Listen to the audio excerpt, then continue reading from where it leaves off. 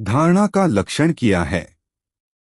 किसी देश विशेष में वृत्तिमात्र ज्ञान मात्र से चित्त को बांधना रोकना स्थिर करना धारणा है।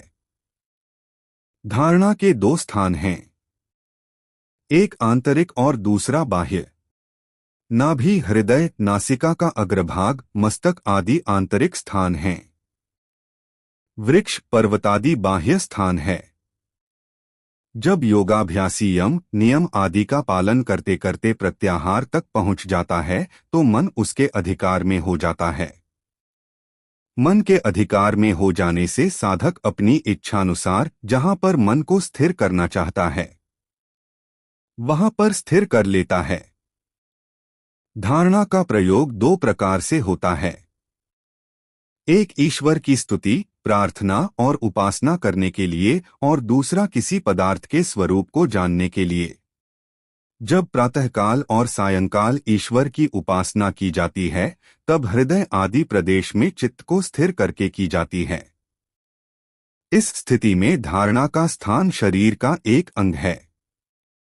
उसमें चित्त को स्थिर करके ईश्वर का ध्यान किया जाता है।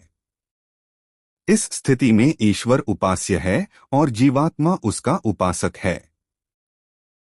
जब साधक अपने स्वरूप को जानने के लिए शरीर के हृदय आदि अंग में धारणा करता और ध्यान करता है तो इस स्थिति में उपास्य उपासक भाव नहीं है।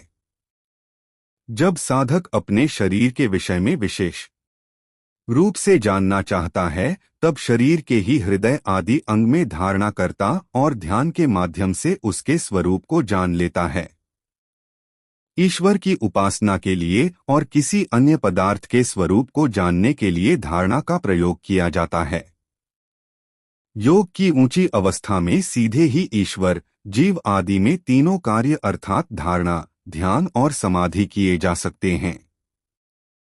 बाहर के देश में धारणा का प्रयोग कोई व्यक्ति किसी वृक्ष के स्वरूप को जानने के लिए अपने चित्त को वृक्ष के किसी भाग में स्थिर करके उसके स्वरूप को जानना चाहता है। यह बाह्य देश में धारणा का प्रयोग है। जो बाहर के देश में धारणा की जाती है वह ईश्वरोपासना के लिए नहीं है। यद्यपि ईश्वर सर्वव्यापक है फिर भी जीवात्मा शरीर से बाहर ईश्वर के साथ संबंध नहीं जोड़ सकता। इसलिए ईश्वर की उपासना अपने शरीर एवं आत्मा में होती है, बाहर नहीं। ऐसी और वीडियो के लिए जुड़े रहे हमारी चैनल से और लाइक और सब्सक्राइब जरूर करें।